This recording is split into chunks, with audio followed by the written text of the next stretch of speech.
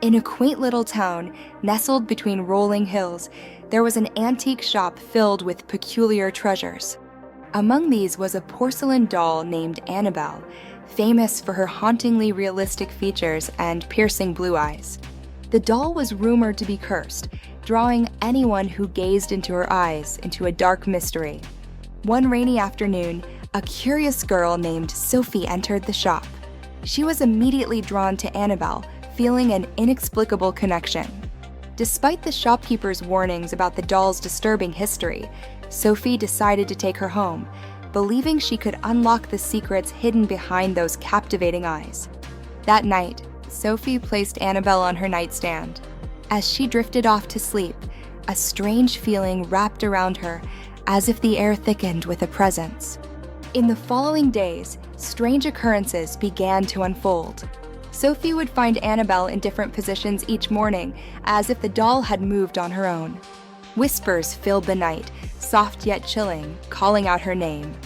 One evening, as Sophie lay in bed, she was awakened by the sound of laughter echoing in her room. Heart pounding, she turned on her bedside lamp and froze in terror. Annabelle was facing her, eyes wide open, a twisted grin plastered on her porcelain face. Determined to rid herself of the curse, Sophie researched the doll's origins and discovered that a young girl named Lily had once owned Annabelle. After losing her life in a tragic accident, the doll was said to contain her restless spirit, seeking to connect with another child. Knowing she must confront the spirit, Sophie organized a seance in her room, inviting her brave friends for support. They gathered around a candlelit table, holding hands as they chanted words from an old book. Suddenly, the temperature dropped and the candle flickered violently. Annabelle began to tremble, her eyes glowing with an otherworldly light.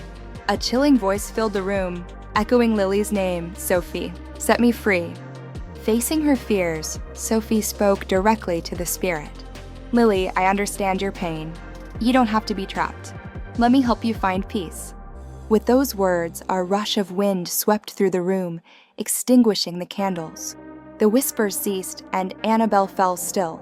The next morning, Sophie found the doll lying peacefully, her eyes closed as if finally at rest. Though the curse was lifted, Sophie kept Annabelle on her shelf as a reminder of the bond and the dark adventure they had shared. As Sophie gazed at the now silent doll, a thought crossed her mind. What do you think you would do if you found a cursed item that seemed to be alive?